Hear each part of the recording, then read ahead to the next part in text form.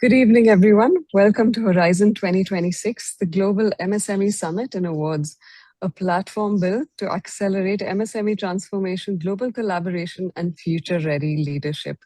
Over the next 2 days, we bring together innovators, policymakers, entrepreneurs, and ecosystem builders shaping the MSME economy of tomorrow as we move into a decade defined by digital acceleration, sustainability, and cross-border collaboration. MSMEs stand at the center of economic transformation. My name is Ritika Azraya Kurvilla. I am Chief Editor of Sustainomics and Head of Media and Publishing at GCPIT, and I have the privilege of moderating today's sessions. So let's begin. To begin with, our first speaker is the wonderful Shelley Brunswick, a global leader in space innovation and workforce transformation.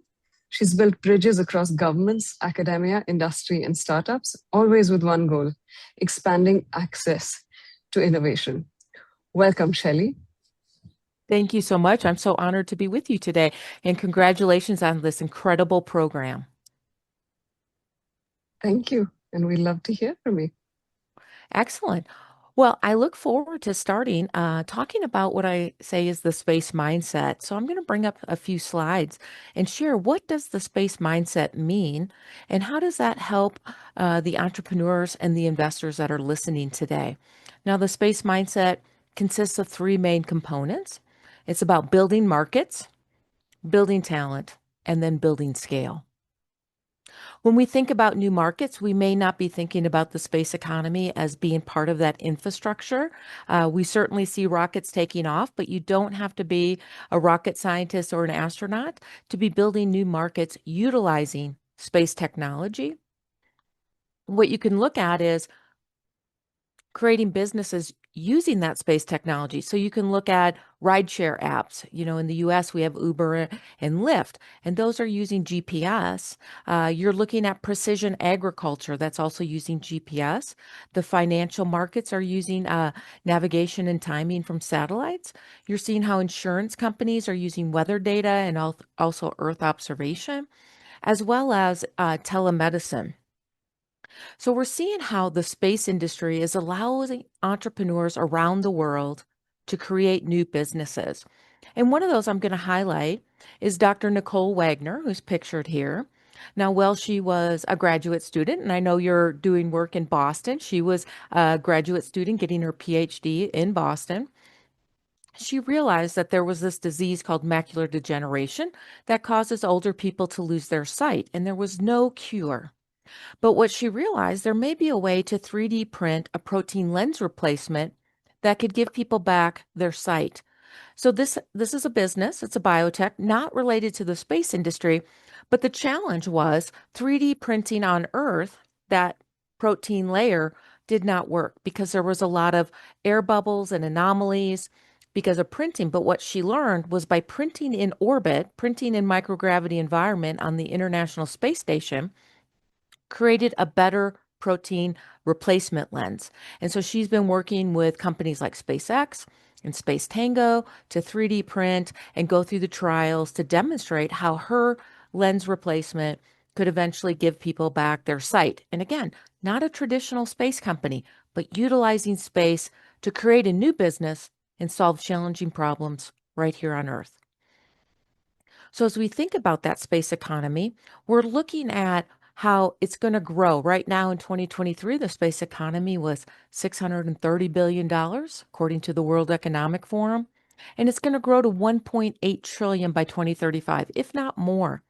And companies like Lambda Vision with Dr. Nicole Wagner are not even really considered space companies. They're considered biotech companies. They're just using that space as a form of infrastructure to create their product.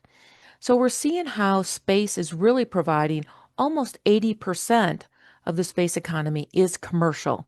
It's those products and services that we're using every day. And since we're talking a lot about small and medium-sized entrepreneurs today, I want to highlight the role and the importance that those small and medium-sized entrepreneurs and enterprises represent. They are 90% of our businesses globally, and they employ almost 70% of the workforce. as well as they generate 50% of global GDP. So when we think about small and medium-sized companies, 1 in every 5 large companies today was at one time a small and medium-sized company. So many people have talked about SpaceX because they recently did an IPO, but at one time, 20 years ago, they were a small startup company that were trying to change the way we did launch in the US and around the world.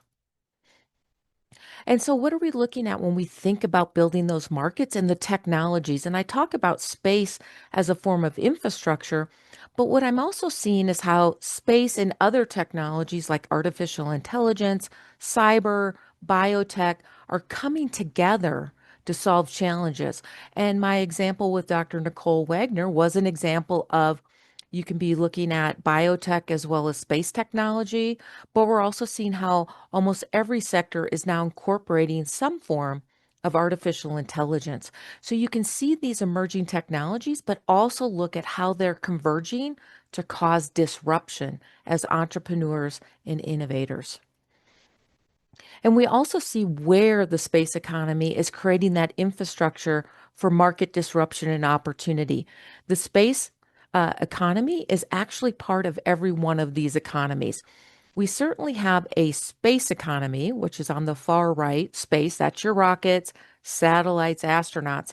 But space is also intersecting every one of these other market segments. I talked about precision agriculture for farmers, but farmers are also using Earth observation to monitor their crops. So in agriculture, we can see how finance is using space technology. So, as your entrepreneurs today are thinking about disruption and moving forward and having that global advantage, they can look at how not only space technology can support their business and help them expand, but how it can help them create new markets in these different market segments. So, that's about building new markets. But of course, none of this is possible without building talent and hiring the right people, because infrastructure will create opportunity and entrepreneurs build those markets, but people drive the competitive advantage. So, how do you find that competitive talent? And there are a number of ways to look at it. You can look at skill sets. You can look at, some people call them soft skills. I call them essential skills. Are they good communicators? Are they team players? Do they demonstrate leadership capability? So, these are things that you can look at as you're hiring not only the technical competency, but also those essential skills for how talent and people will create disruption in the marketplace. We can also look at, for those who are watching and wondering, how do they get into technology areas? You can look at, obviously, you can apply for jobs and roles, but if you're looking to fill some skill gaps, you can also look at formal education, informal education, online certificate programs, even volunteering opportunities. Volunteering for maybe nonprofits that might have roles that you could volunteer for to help you shore up your skill set, but not only shore up your skill set, when you volunteer to support those other organizations, you're adding new opportunities to build your network and find where there might be unique job opportunities. So, building talent is also important for the small and medium sized entrepreneurs, but it's also important for individuals who are looking for new job opportunities to look for these companies. Because again, they're hiring 70% of the workforce around the world, and how individuals can create the skills that they need to be competitive as they're looking for career opportunities.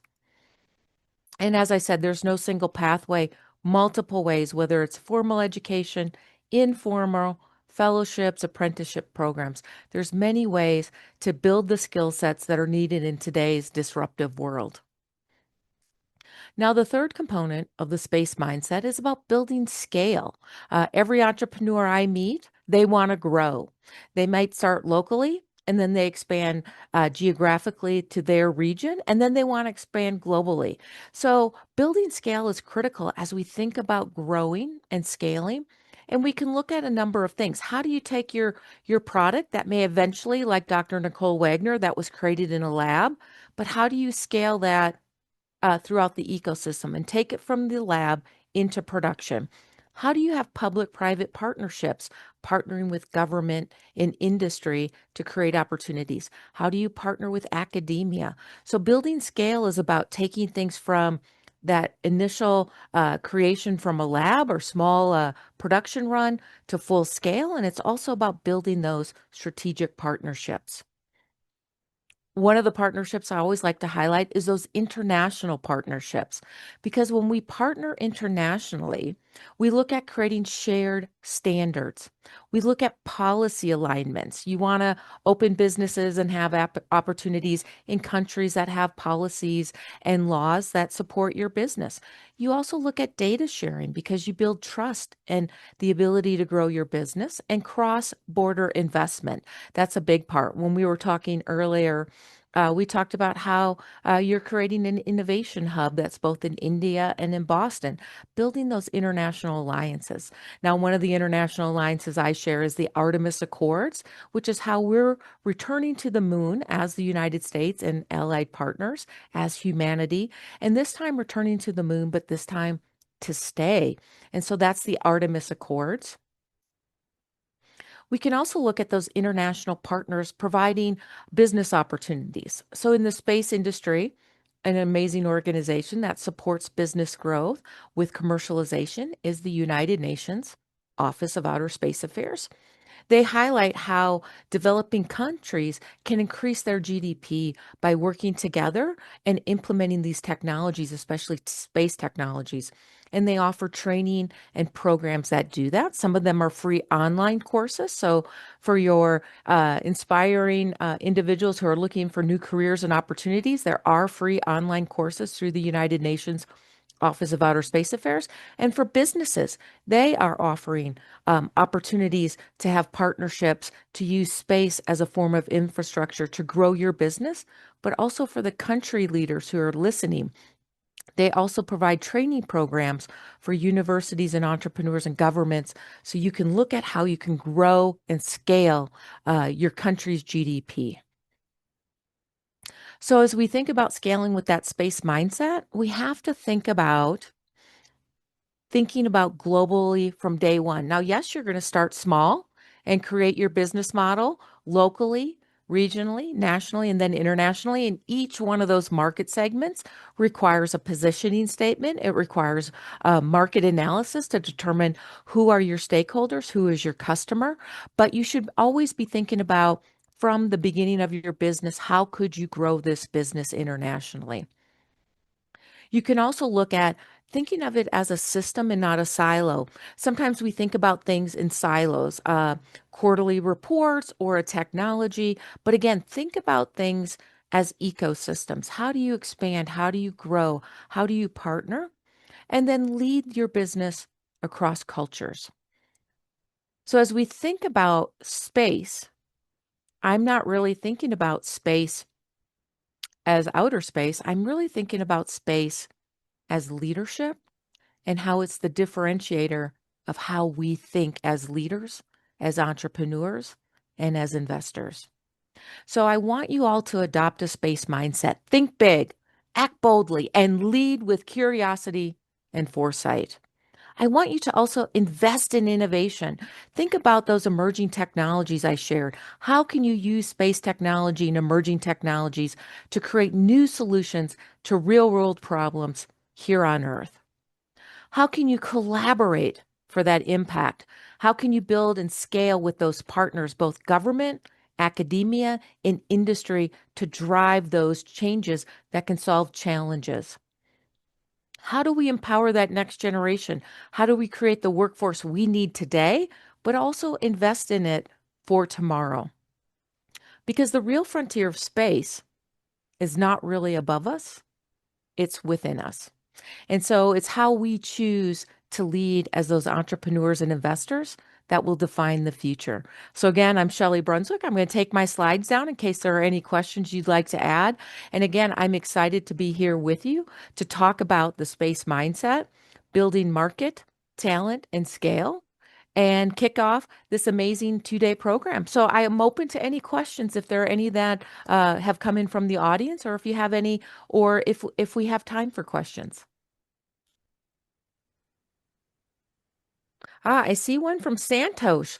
How do you drive partnerships in the space economy? Excellent question. Well, the first thing I'm going to say is life is about relationships. It's about building relationships. Santosh, you even mentioned to me how we originally partnered more than 5 years ago during COVID, and we built a relationship.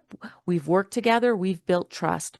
So when you're looking at partnerships, at the end of the day, you're looking at how you're building relationships with people, people in institutions, in governments, and those require building trust, taking time to understand and listen to others, learn from that, and then lead and find ways to work together to build the trust. So it doesn't happen overnight. It does take time. And it's also about doing what you say you'll do. If you commit to do something, then follow through on that. That's also really part of it. One of my great friends, Gabrielle Goddard, who's from New Zealand but lives in London, she shares with me that Kiwis, that's what they call New Zealanders, Kiwis are very good for being known for we do what we say and we say what we do. And so building trust, not only um, to build those partnerships, but to deliver for all your stakeholders. It's really about building the relationship. So thank you, Santosh, for that excellent, excellent question. And I do want to highlight this isn't just for business leaders. This is for everyone listening, for college students, high school students, individuals who are out there. Build your network. Find like-minded organizations, join them, create relationships, show up, support others, contribute. And so building relationships is really important to building partnerships.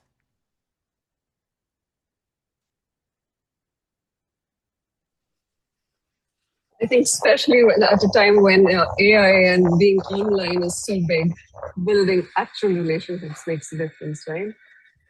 Absolutely. What I'm seeing is a little bit of backlash with AI. I mean, I think AI has a wonderful place to support humanity, to help us come to solutions faster. But what I'm also noticing is that people really want to interact with people.